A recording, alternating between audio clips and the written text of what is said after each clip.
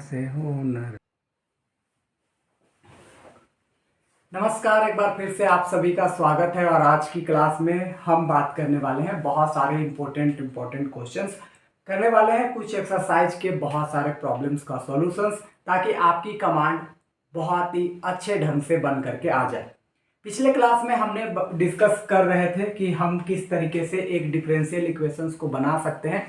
यानी हम जो टॉपिक पढ़ रहे थे जिसका नाम था फॉर्मेशन ऑफ डिफरेंशियल इक्वेशन, जिसके अंतर्गत हमारे पास कोई इक्वेशन गिवन होता था, उस इक्वेशन से हम एक डिफरेंशियल इक्वेशंस बनाने की कोशिश कर रहे थे।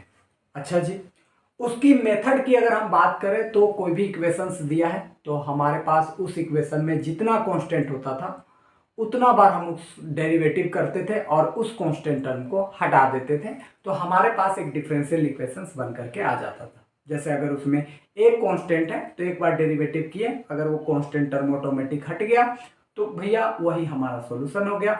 नहीं हटा तो उस कांस्टेंट टर्म को निकाल करके फिर हमारे पास जो गिवन इक्वेशन होता था उसमें पुट कर देते थे, आंसर आ जाता था। अगर हमारे पास दो वेरिएबल्स होते थे तो हम उसे दो बार डेरिवेटिव करते थे और ख़ास बात करके हम उन दोनों कांस्टेंट को हटा करके सीधा सीधी हम डिफरेंशियल इक्वेशंस निकाल लेते थे और हम कहते थे कि हमने फाइनली एक डिफरेंशियल इक्वेशंस बना लिया, जिसे खास बात करके टॉपिक के रूप में हम कहते हैं कि फॉर्मेशन हमने कर लिया एक डिफरेंशियल इक्वेशंस की। आज उसी पर मोटा मोटी हम चर्चा करने की कोशिश करेंगे कि उसके एक्सरसाइज में किस तरीके के क्वेश्चंस आते हैं और आपको बनाने कैसे हैं, वो तमाम चीज़ों पर आज हम चर्चा करने की कोशिश कर रहे होंगे। तो बारीकी से देखिएगा, शुरू से लेकर लास्ट तक देखिएगा, आपको बहुत सारी चीज़ें समझ में आ जाएंगी। नहीं भी आता है तो टेंशन लेने की ज़रूरत नहीं है। जब आप प्रॉब्लम्स को कंटिन्यूअस एक दो बार यहाँ देखेंगे, समझेंगे और खुद से ट्राई करेंगे तो वो चीज़ें ज़्यादा बेटर तरीके से क्लियर हो जाती हैं। फाइनली हम यहाँ पर शुरुआत करते हैं। बहुत ही मोटा मोटी इस तरीके की क्वेश्चंस हमारे पास है और इसमें हम सबसे पहले चर्चा कर देते हैं। हमारे पास है एक्सरसाइज 1 चल रही है और इसमें हमारा क्वेश्चन नंबर पहला लिखा क्या है कि फॉर्म द डिफरेंशियल इक्वेशंस, यानी आपको एक डिफरेंशियल इक्वेशंस बनाना है bye eliminating the arbitrary constant, यानी एक आर्बिट्री कांस्टेंट को हटाना है। एलिमिनेटिंग मींस हटाना। किस आर्बिट्री कांस्टेंट? तो यहाँ पर ए लिखा है। फ्रॉम द फ्लोइंग इक्वेशन, मतलब इन सारी इक्वेशंस में ए जो है वो आपके पास एक arbitrary constant. Arbitrary constant means A की जगह पर हम 1 2 3 4 5 6 कुछ भी वैल्यू रख सकते हैं, तो इस वजह से उसे आर्बिट्री कांस्टेंट कहते हैं। तो यहाँ पर जो कांस्टेंट की बात है, इन तमाम जो इक्वेशंस अगर आप देख रहे हैं तो सीधा सीधे हमारे पास 5 इक्वेशंस यहाँ पर मोटा मोटी है। इन सभी इक्वेशंस में हमारे पास कांस्टेंट टर्म जो है वो ए इंडिकेट करते हुए चल रहा है, यानी ए हमारा यहाँ पर कुल मिलाकर के एक कांस्टेंट टर्म को इंडिकेट करते हुए चल रहा है। तो कुल मिलाकर के जब हम इस इक्वेशन से हम कोई भी डिफरेंशियल इक्वेशंस बनाएंगे या फिर यूं कह लो कि हम फॉर्मेशन करने की कोशिश करेंगे, तो बस हमें डिफरेंशिएट एक टाइम करना होगा और इस कांस्टेंट टर्म को हटाना होगा, क्योंकि इसमें सिंपली एक ही कांस्टेंट है और हम जान रहे हैं कि अगर कोई इक्वेशन में एक कांस्टेंट टर्म है तो उसको एक बार डेरिवेटिव करते हैं और उस कांस्टेंट टर्म को हटा देते हैं। इसी तरीके का सॉल्यूशंस लेकर के आपके बीच लेकर के आने वाले हैं। तो फटाफट अब हम सॉल्यूशंस की ओर चलते हैं, एक एक करके क्वेश्चन को सॉल्व करने की कोशिश करेंगे। तो सबसे पहले हमारे पास एक इक्वेशन है y = a × sin × mx। ठीक है जी, हमारे पास यहाँ कांस्टेंट टर्म कौन है? तो सिंपली a है, तो हम सिंपली a को हटाने की कोशिश कर रहे हैं, यानी एक बार डेरिवेटिव करेंगे। तो यहाँ से लिखेंगे differentiate equation 1 with respect to x। ठीक है जी, हम इसे x के रिस्पेक्ट में डेरिवेटिव करने की कोशिश कर रहे हैं। जब y को x के रिस्पेक्ट में डेरिवेटिव करोगे तो ये बनेगा dy/dx। a तो हमारा कांस्टेंट है, एडिटिव रहेगा। साइन का डेरिवेटिव करोगे तो सीधा सीधी cos mx हो जाएगा और x का कोफिशिएंट में m है तो वो मल्टीपल के रूप में आ जाएगा। क्लियर है बात इतनी? dy/dx की अगर हम चर्चा करें तो यहाँ पर a हो गया, ये m है, इसको आगे ले लेते हैं और यहाँ से cos mx लिख करके यहाँ पर हमारे पास चीजें हैं।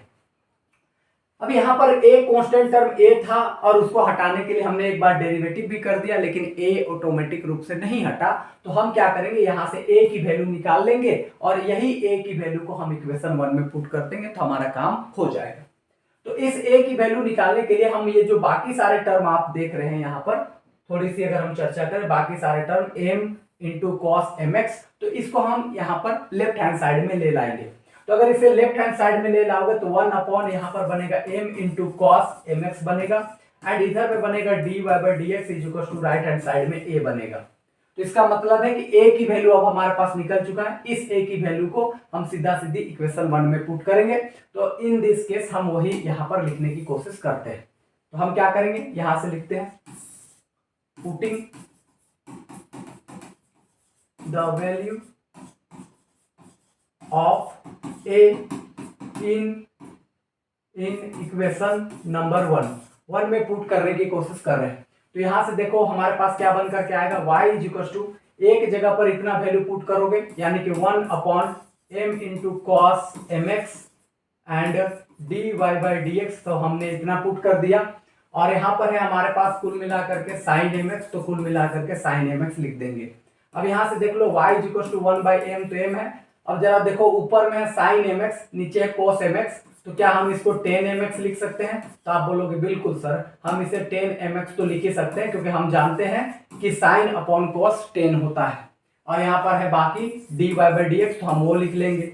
चाहोगे इस m को इधर भेजना तो m इंटू वाई बराबर इधर हमारे पास देखोगे तो 10 mx एंड यहाँ से dy बाई डी एक्स बन करके आ गया। और यही हमारा कुल मिला करके सॉल्यूशन हो गया, क्योंकि यहाँ पर हमारे पास dy बाई डी एक्स का टर्म है इस इक्वेशन में। इसका मतलब ये एक तरीके का डिफरेंशियल इक्वेशन है, क्योंकि हम जानते हैं कि अगर कोई इक्वेशन में dy बाई डी एक्स का टर्म है इसका मतलब वो एक डिफरेंशियल इक्वेशन है। तो हमने बस इतना ही काम किया कि जो हमारा गिवन इक्वेशन था उसमें एक कांस्टेंट टर्म था, तो हमने एक बार डेरिवेटिव किया, ऑटोमेटिक a नहीं हटा तो हमने a का वैल्यू निकाल लिया यहाँ से और इस a की वैल्यू को इक्वेशन 1 में पुट कर दिए ताकि हमारा डिफरेंशियल इक्वेशन बन गया। इसी तरीके से आपको आगे की भी प्रॉब्लम्स को बनाने हैं। जैसे पिछला क्लास में हमने इस प्रॉब्लम्स को भी आपके सामने शेयर किया था, इस प्रॉब्लम को बनाने के लिए भी आपको दिया था और हमने इस पर चर्चा भी की थी कि इसके सॉल्यूशंस कैसे आएंगे, तो आपने इसको ट्राई भी किया होगा। ये प्रॉब्लम भी आपके सामने रखे थे पिछले क्लास के होमवर्क में, तो फिलहाल हम इसको भी चाहें तो सॉल्व कर सकते हैं बहुत ही बारीकी तरीके से। हम आपको ले चलते हैं सीधा सीधी आपको इक्वेशंस नंबर 4 और इक्वेशंस नंबर 5 के सॉल्यूशंस के ऊपर, क्योंकि ये दोनों जो क्वेश्चंस है वो ऑटोमेटिक बहुत ही सिंपल वे है। एक बार डेरिवेटिव करिएगा, कांस्टेंट टर्म ऑटोमेटिक गायब हो गया तो ठीक है, नहीं गायब हुआ तो वहां से a निकालिएगा और फिर इसी इक्वेशन में पुट कर दीजिएगा, आपका काम हो जाएगा। फिर भी अगर नहीं बनता है तो आप नीचे कमेंट बॉक्स में जरूर लिख दीजिएगा आपको ये लेक्चर कैसे लग रहा है, उसके ऊपर फीडबैक जरूर दीजिएगा, क्योंकि ये बहुत ज़्यादा हेल्पफुल होगा हमें इस कंटेंट को और भी बेटर बनाने के लिए। तो इस पर बहुत ज़्यादा आपकी हेल्प चाहिए मेरे दोस्त, तो इतना तो जरूर कर देना। आइए हम 4th नंबर के क्वेश्चन पे डिस्कशन जारी रखते हैं और देखते हैं कि 4th नंबर के क्वेश्चन से हम कैसे कांस्टेंट टर्म हटा करके एक डिफरेंशियल इक्वेशन बना सकते हैं। वो भी बहुत सिंपल है, लेकिन फिलहाल आपको कुछ बहुत अजीब लग रहा होगा तो हम यहाँ पर चर्चा कर देते हैं। तो इन दिस केस हम यहाँ पे 4th नंबर के क्वेश्चंस को बहुत बारीकी तरीके से हम लिख रहे हैं। y इज इक्वल टू हमारे पास है a into log x and plus में c, सॉरी 3 था, ये था, एक सेकेंड हम देख लेते हैं। और y is equal to a log x plus में 3, हाँ बिल्कुल यही हमारे पास इक्वेशन था। तो हम इसे सिंपली मान लेते हैं कि ये हमारा पास इक्वेशन नंबर 1 है। अब इस इक्वेशन में देखें तो हमारे पास जो कांस्टेंट टर्म है वो सीधा सीधी a है, तो हम सिंपली एक कांस्टेंट टर्म है तो एक बार डेरिवेटिव करेंगे और इस कांस्टेंट टर्म को हटाने की कोशिश कर रहे होंगे। तो इन दिस केस हम सबसे पहले इसको डिफरेंशिएट कर लेते हैं। तो हम यहाँ से लिखेंगे differentiate equations number 1 with respect to x, ठीक है जी। तो हम x के रिस्पेक्ट में इसे डेरिवेटिव करने चाह रहे हैं। y का डेरिवेटिव करोगे तो भाई साहब dy अपॉन dx बनेगा।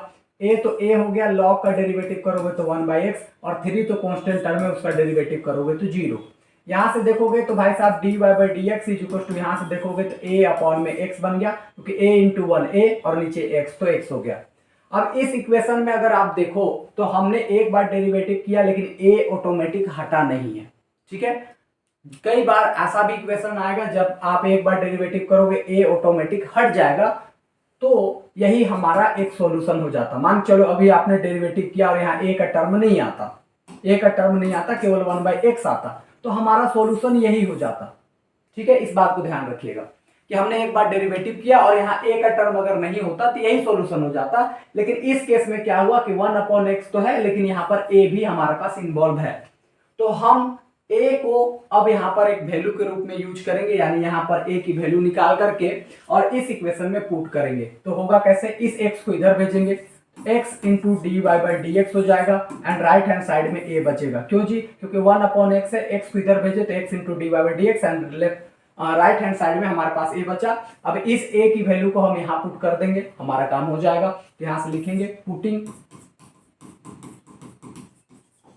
The value of A in equation 1। तो हम इक्वेशन 1 में पुट कर रहे हैं। तो इन दिस केस अगर देखोगे तो y a की जगह हम इतना वैल्यू पुट कर रहे हैं x dy by d x and यहाँ पर हमारे पास है log x, तो log x एंड प्लस में 3, तो हम सीधा सीधे लिख लेंगे 3। तो ये जो हमारे पास निकल करके आया वो हमारे पास एक सॉल्यूशन निकल करके आया किसका? डिफरेंशियल इक्वेशंस का। अब बोलोगे ऐसा क्यों? क्योंकि यहाँ dy बाई डी एक्स का टर्म इन्वॉल्व है। क्लियर है भाई साहब? तो इस तरीके से आपको क्वेश्चंस को सॉल्व करना है। अब हम लोग चलते हैं 5th नंबर के क्वेश्चंस पर, क्योंकि वो भी आपके बीच एक सिंपल सा क्वेश्चन है लेकिन थोड़ा सा अजीब लग रहा होगा आपको, इस वजह से मेरा बताना फर्ज बनता है। थोड़ी सी इस क्वेश्चंस में थोड़ा सा चेंज कर दीजिएगा। यहाँ पर एक टर्म और छूट रहा है, ठीक है, यहाँ पर y छूट रहा है तो आप y मेंशन जरूर कर दीजिएगा, ठीक है। तो ये क्वेश्चंस को हम थोड़ा ट्राई करवा देते हैं आपके बीच, क्योंकि थोड़ा सा अजीब लग रहा है तो हम थोड़ी बहुत बारीकी से आपके बीच चर्चा करके बता देते हैं। आइए जी हम कैसे बना सकते हैं वो देखते हैं। 5th नंबर की अगर हम क्वेश्चंस की बात करें तो हमारे पास है e to the power a into under root x is equal to y. ठीक है जी, ये हमारे पास क्वेश्चन है। चाहो तो इस क्वेश्चन को डायरेक्टली रूप से डेरिवेटिव कर सकते हो, और अगर ऐसा नहीं करना चाहते तो इसे थोड़ा बहुत सॉल्व भी आप कर सकते हो। जैसे हम एक बात जानते हैं कि अगर कोई function e to the power x is equal to, या ऐसे रहे, एक सेकेंड हम आपको शेयर करते हैं, e to the power a is equal to b रहे, तो e वाला टर्म जब उधर जाता है तो ये log बन जाता है, तो ये सीधा सीधे a हो जाएगा, और e उधर जाएगा तो सीधा सीधे log ऑफ b बन जाता है। ध्यान रखिएगा इस टर्म को। और log वाला इधर आता है तो सीधा सीधे e बन जाता है। ऐसा छोटा छोटा कंसेप्ट आपको पता होनी चाहिए, और अगर नहीं भी पता है तो डायरेक्टली रूप से भी आप इसका डेरिवेटिव कर सकते हैं, कोई प्रॉब्लम नहीं है। लेकिन हम ज्यादा इजी लगे इस वजह से नियम अप्लाई कर रहे हैं कि e का पावर अगर कुछ हो रहता है तो e को उधर ले जा करके इधर log लग जाता है, इधर ये टर्म बचेगा और इधर ये टर्म बचेगा। तो इन दिस केस यही कंसेप्ट हम यहाँ पर लगाने की कोशिश कर रहे हैं। होगा क्या कि e को उधर भेजेंगे, इधर बचेगा a under root x and e उधर जाएगा तो सीधा सीधी log y हो जाएगा। ठीक है जी, इतनी बातें क्लियर है। अब इससे क्या बेनिफिट हो गया कि ये एक लाइन में आ गया, एकदम सिंपल तरीके से दिख रहा है। अब इसका डेरिवेटिव करना बहुत आसान है, तो वो हम काम कर लेते हैं। तो उसका डेरिवेटिव करोगे तो कैसे होगा देख लो। डिफरेंशिएट, मान लेना इसको 1 है, equation 1 with respect to x, तो हम इसे x के रिस्पेक्ट में डेरिवेटिव करने की कोशिश कर रहे हैं। तो जब हम x के रिस्पेक्ट में डेरिवेटिव करने की कोशिश कर रहे हैं तो a हो गया, अंडर रूट एक्स का डेरिवेटिव करोगे तो 1/2 अंडर रूट एक्स हो जाएगा। क्लियर है बात? एंड राइट हैंड साइड में देखोगे log y का डेरिवेटिव करोगे तो 1/y हो जाएगा, और y का करोगे तो सीधा सीधी पहले dy बाई डी एक्स बन जा करके आ जाएगा। जैसे हुआ कैसे, a तो a हो गया, रूट एक्स का डेरिवेटिव जानते हैं 1/2 अंडर रूट एक्स होता है। log यहाँ कुछ भी टर्म रहता है तो log रहने से वो 1 में आ जाता है, यानी log y है तो पहले 1/y हुआ, फिर y का किए तो dy अपॉन dx बन करके आया। एक बात ध्यान रखिएगा कि जैसे ही अगर आपके पास log x होता है, ठीक है जी, तो हम पहले log का हम 1/x लिखते हैं, फिर x का x के रिस्पेक्ट में करते हैं तो 1 आता है। या कोई भी टर्म ऐसा होता है log ऑफ, मान लो ऐसा x स्क्वायर, तो पहले कैसे होता है, log का 1/x के जैसा होता है, यानी यहाँ जो टर्म है वो पहले होता है, फिर इसका डेरिवेटिव होता है, तो हम ऐसा कुछ करते हैं। सेम चीज यहाँ पर कर रहे हैं, log y है तो पहले 1/y हुआ और y का dy अपॉन dx हुआ। यहाँ से देख लो a हमको चाहिए तो बाकी सारे टर्म को उधर भेज देते हैं, ये नीचे है उधर जाएगा, सीधा सीधी ऊपर बनेगा 2 अंडर रूट एक्स अपॉन में y, और यहाँ से बना dy अपॉन dx। अब इस a की वैल्यू को हम यहाँ पर रख देंगे इक्वेशन नंबर 1 में, हमारा काम हो जाएगा। यहाँ पर हम लिखेंगे putting the value of a in equation number 1, तो हम 1 में पुट कर रहे हैं। तो 1 में पुट करने से देखो क्या होगा कि बहुत सिंपली वे से आपके पास आंसर निकल करके आ जाने वाला है। और वो क्या होगा कि यहाँ पर a है, a की जगह हम इतना पुट करेंगे, यानी 2 अंडर रूट एक्स अपॉन में y and dy upon dx, और यहाँ पर फिर है अंडर रूट एक्स, तो अंडर रूट एक्स हो गया। राइट हैंड साइड में लॉग वाई है तो सीधा सीधी लॉग वाई। अब जरा सा देखना आगे, 2 तो 2 हो गया, रूट एक्स को मल्टीप्लाई करोगे तो सीधा सीधी एक्स बन जाएगा, क्योंकि रूट एक्स दिस मीन्स यहाँ से root x into root x करोगे तो हाफ हाफ मिल करके फुल हो जाता है, क्योंकि रूट एक्स का पावर होता है 1/2 और इसका भी पावर होता है 1/2। तो जब भी बेस सेम होता है पावर ऐड होगा 1/2 तो सीधा सीधी बनेगा 1। इस चलते रूट एक्स को मल्टीप्लाई करोगे तो एक्स बनेगा, नीचे से y बच गया है और यहाँ पर बच गया है dy अपॉन dx और राइट हैंड साइड में log y बच गया है।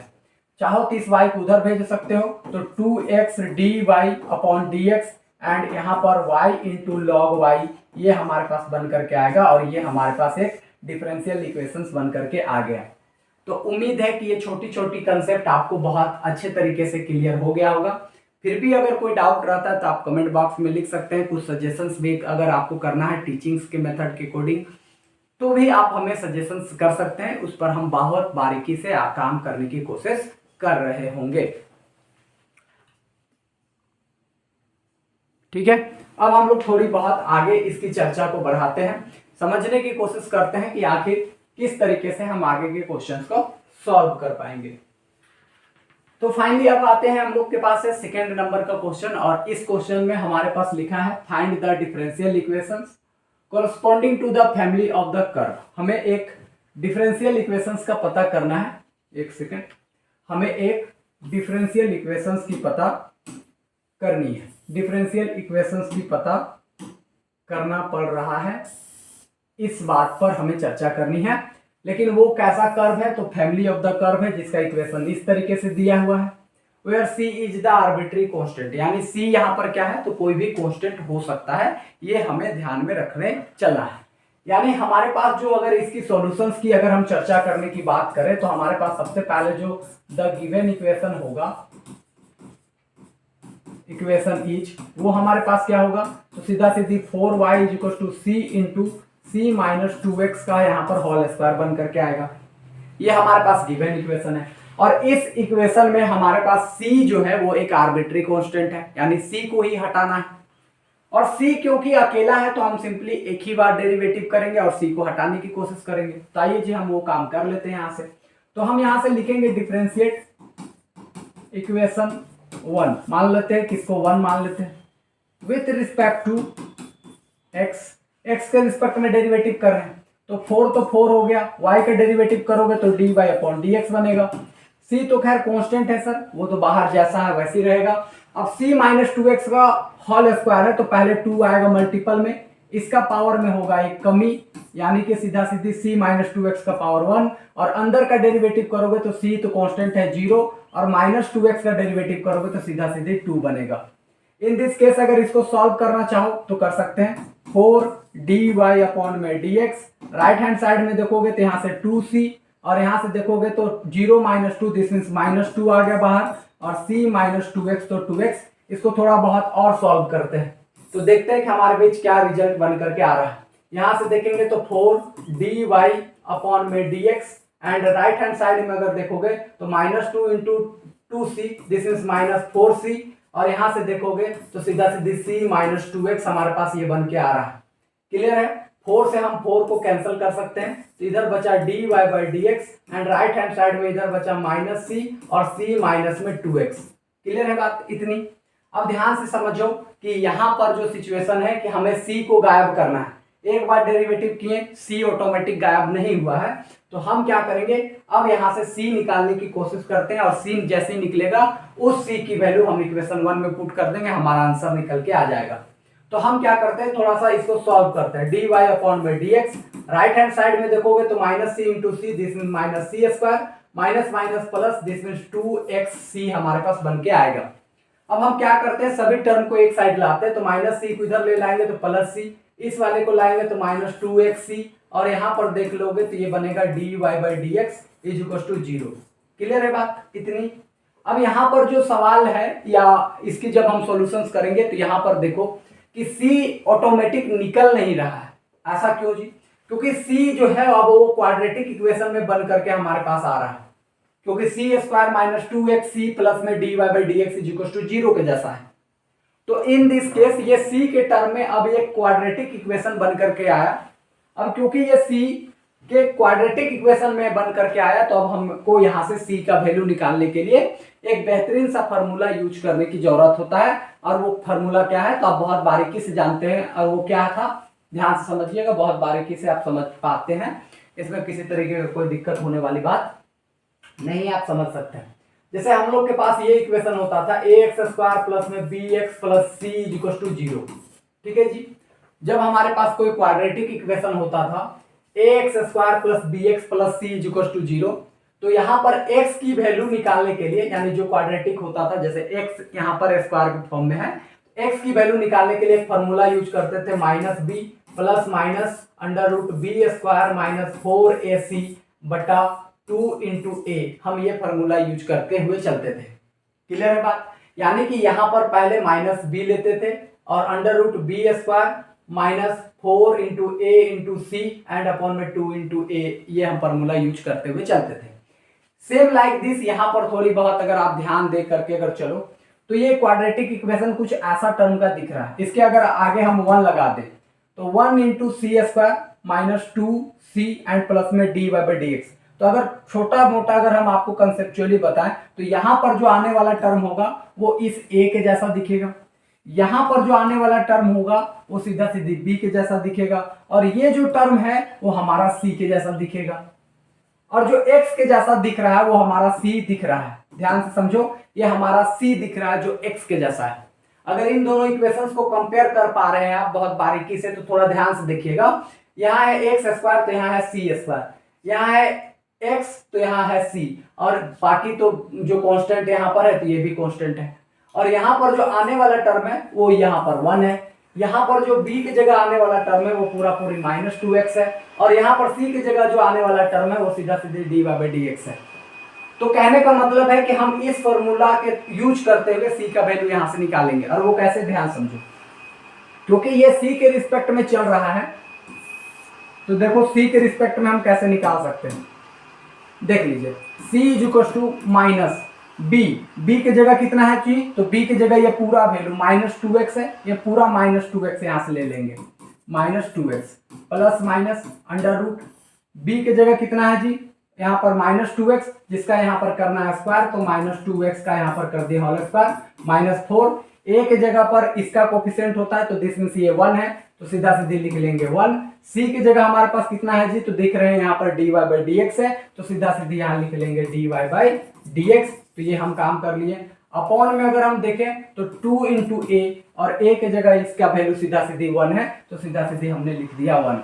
यहाँ से अगर आगे बढ़ेंगे तो c equal to -2x and minus से मल्टीप्लाई करेंगे तो +2x हो जाएगा, प्लस माइनस √ यहाँ पर अगर हम सॉल्व करने की अगर कोशिश करें तो देखो -2x का स्क्वायर करोगे तो दिस मींस 4x² हो जाएगा, क्यों जी, माइनस का स्क्वायर प्लस 2 का स्क्वायर 4 और x का स्क्वायर x² हो गया, minus 4 into 1 into dy/dx, this means 4 dy/dx बन करके आ जाएगा। यहाँ से अपॉन में अगर हम बात करें तो यहाँ से सीधा सीधे 2 बन करके आ गया।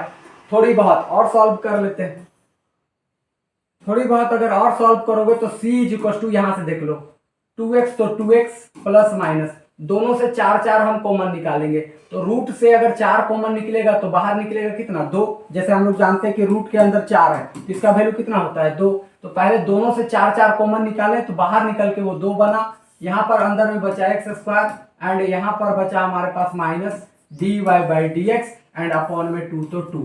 अब इस 2 से डिवाइड करना है तो ये यहाँ भी डिवाइड होगा, ये यहाँ भी डिवाइड होगा, तो c इक्वल टू सीधा सीधी x प्लस माइनस यहाँ भी डिवाइड हो गया तो सीधा सीधी x² माइनस dy/dx, इतना टर्म हमारे पास बन करके आ रहा है c का वैल्यू।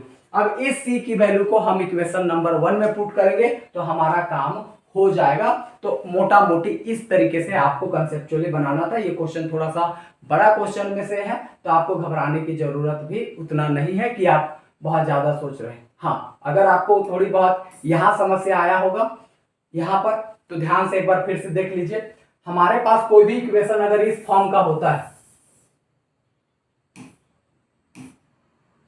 देख लीजिए, हमारे पास अगर कोई भी इक्वेशन इस फॉर्म का होता है ax² plus bx plus c, तो हम ये x की वैल्यू निकालने के लिए फॉर्मूला लगाते हैं माइनस यहाँ पर जो b होता है उसको प्लस माइनस इसी का स्क्वायर करते हैं, माइनस लगा करके यहाँ और यहाँ वाला का प्रोडक्ट ले लेते हैं, अपॉन 2 इंटू ए को यहाँ लिख देते हैं। इतना ही बात आपको समझना है। उसी तरीके से यहाँ पर जो कंसेप्ट चल रहा था वो सी के टर्म में चल रहा था, सी स्क्वायर इंटू सी चल रहा था। तो यहाँ पर जो टर्म आता सी से पहले वाला वो बी बनता, सी स्क्वायर से पहले वाला वो ए बनता, और यहाँ पर आने वाला टर्म वो इसके जैसा बनता। तो वही काम हम यहाँ पर किए हैं, सीधा सीधी सी बराबर माइनस, तो माइनस दे दिए, बी की जगह ये पूरा टर्म आता तो हमने वो रख दिया plus minus under root b square, यानी कि इसका स्क्वायर पहले किए -4, ए के जगह पर ये टर्म आता तो 1 ले लिए, और सी के जगह पर ये टर्म आता तो हम dy बाई डी एक्स ले लिया अपॉन 2 इंटू 1, तो सीधा सीधी ए के जगह पर 1 था तो 1 हमने यहाँ से ले लिया है। तो कुल मिलाकर के इसको हमने सॉल्व कर दिया। अब फाइनली हम पुटिंग करेंगे इस सी की वैल्यू को इक्वेशन नंबर 1 में, तो हमारा काम हो जाएगा। तो नेक्स्ट लाइन में हम वही चीज यहाँ पर काम करने की कोशिश करते हैं।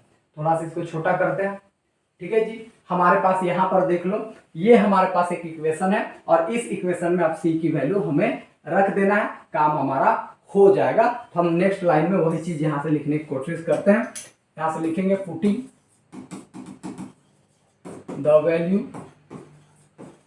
Of c in equation 1। तो हमारे पास रिजल्ट क्या आएगा, देखो इधर तो 4y है, इधर में c की वैल्यू इतना है तो वो रख लो, x plus minus under root x square minus d y by d x, एक तो ये हो गया।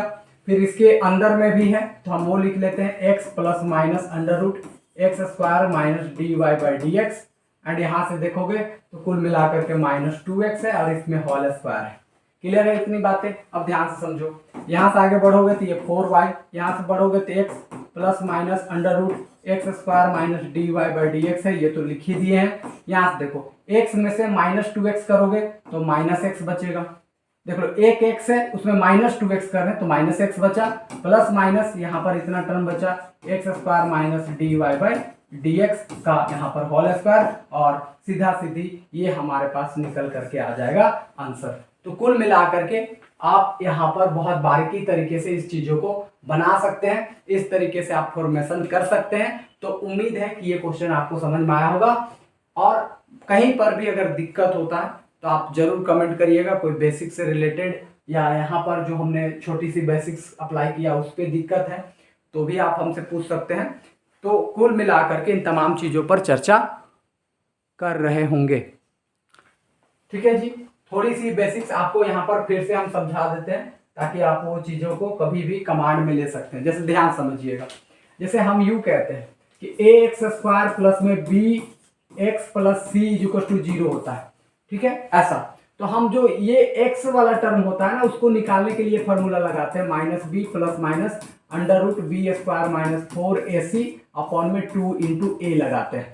लेकिन इस फॉर्मूला का लॉजिक हमेशा हर एक जगह पे काम आ सकता है। कहाँ कहाँ काम आ सकता है ध्यान समझो, हमें बस इतना ध्यान रखना है कि यहाँ पर जिसका स्क्वायर चल रहा है उसका वैल्यू निकालने के लिए बस यही मेथड है कि माइनस लगाना है, इस वाले कोफिशिएंट यानी x का जितना कोफिशिएंट उसको लिखना है प्लस माइनस, यहाँ जो आया उसका स्क्वायर करना -4, यहाँ जो आया उसको मल्टीप्लाई, यहाँ जो आया उसको मल्टीप्लाई अपॉन 2 इंटू यहाँ जो आया उसको मल्टीप्लाई करते हैं। इतना कंसेप्ट में बना करके रखना, ये नहीं कि फॉर्मूला याद कर लिया। आप ग्रेजुएशन के स्टूडेंट हो तो ऐसे लॉजिक पकड़ना पड़ता है। जैसे देख लो, अगर हम यही यूज करते हैं am स्क्वायर प्लस में b into m and plus में c इक्वल टू 0, इस बार अब आपको m का वैल्यू निकल करके आएगा, होगा क्या माइनस, यहाँ जो टर्म होगा वो हम लिखेंगे प्लस में, यहाँ पर जो टर्म होगा उसका स्क्वायर करेंगे -4 देंगे, यहाँ जो टर्म होगा उसको मल्टीप्लाई, फिर यहाँ टर्म होगा उसको मल्टीप्लाई एंड अपॉन में 2 इंटू यहाँ जो टर्म होगा उसको मल्टीप्लाई करेंगे। ऐसी एक लॉजिक और बताते हैं, ध्यान से समझिएगा, कभी कंफ्यूज नहीं होइएगा जिंदगी में। देख लो ऐसे, जैसे हम यहाँ पर ऐसा कुछ लिखते हैं जिसे आप यहाँ पर घबराओगे नहीं, जैसे पी टी का square plus Q T and plus में आर इज इक्वल टू 0 ऐसा दे दिया। तो अब आप किसका सॉल्यूशन निकालोगे, तो सीधा सीधे यहाँ पर जो टी है ना भाई साहब, टी जिसका ऊपर स्क्वायर चल रहा है उसका वैल्यू निकलेगा। और वो कैसे निकलेगा, पहले माइनस दोगे, यहाँ जो टर्म होगा उसका यहाँ पर माइनस के साथ आएगा प्लस माइनस, यहाँ जो टर्म होगा उसका करोगे स्क्वायर, -4 दोगे, यहाँ जो टर्म है उसको मल्टीप्लाई करोगे, यहाँ जो टर्म होगा उसको मल्टीप्लाई करोगे अपॉन 2 इंटू यहाँ जो टर्म होगा उसको मल्टीप्लाई करोगे। ऐसे कंसेप्ट चलता है। अगर तुम ऐसे चल रहे हो, मान के चलो ऐसे ए का स्क्वायर प्लस बी ऐसे चल रहा हो, या हम थोड़ी बहुत और इसको लेंदी बना करके चलते हैं ताकि तुम लोग को बहुत ज्यादा कंसेप्ट क्लियर हो। जैसे यहाँ एम चल रहा है और यहाँ चला, सपोज तुम लोग का क्या नाम है जी, कुछ और नाम हो, चलो हम मेरा नाम ले लेते हैं ए स्क्वायर प्लस में यहाँ पर एन, यहाँ पर चला ए एंड प्लस में यहाँ पर सीधा सीधी चला एम एन और एम एन ओ, ज़्यादा बेटर होगा क्या, ठीक है। एम यहाँ पर हम एन की जगह पर एल ले लेते हैं और ये इक्वेशन ऐसा कुछ चल रहा है। अब यहाँ पर जो ए के ऊपर स्क्वायर है तो उसका वैल्यू निकलेगा, वो कैसे निकलेगा, माइनस दोगे, यहाँ जो टर्म आएगा एन उसको लिखोगे प्लस माइनस, यहाँ पर जो एन है उसका करोगे स्क्वायर -4 इंटू यहाँ जो टर्म है उसको मल्टीप्लाई करोगे, फिर यहाँ जो टर्म है उसको मल्टीप्लाई करोगे अपॉन 2 इंटू यहाँ जो टर्म है उसको मल्टीप्लाई करोगे। तो ऐसा कंसेप्ट बन के चलता है। ऐसा कोई जरूरी नहीं है कि आपको फार्मूला याद करना है -b plus minus √b² -4ac/2 है, वो बेहुदा वाला हरकत है, क्योंकि भाई साहब वो बच्चा समय के लिए ठीक ठाक था, अब आप ग्रेजुएट हैं तो अब इन तमाम लॉजिक्स की पता होनी आपको जरूरी है। कल की क्लास में हम लोग चर्चा कर रहे होंगे कि जब दो कांस्टेंट टर्म होगा, यानी ए और बी, जब हमारे पास दो कांस्टेंट टर्म इन्वॉल्व होगा तो हम इसकी सॉल्यूशंस कैसे कर सकते हैं, इसके ऊपर चर्चा करेंगे। तो उम्मीद है कि आज की क्लास आपको समझ में आ गया होगा। फिर भी अगर कहीं दिक्कत होता है तो इन द कमेंट बॉक्स जरूर लिखिएगा, और खास बात करके अगर आपके कोई सजेशंस है, कोई राय है, तो आप जरूर हमें फीडबैक में कमेंट बॉक्स में जरूर लिखिएगा। उम्मीद है कि आप शुरू से लेकर लास्ट तक बने रहे होंगे, कुछ सीख रहे होंगे। तो मिलते हैं नेक्स्ट वीडियो में, तब तक के लिए जय हिंद एंड वंदे मातरम।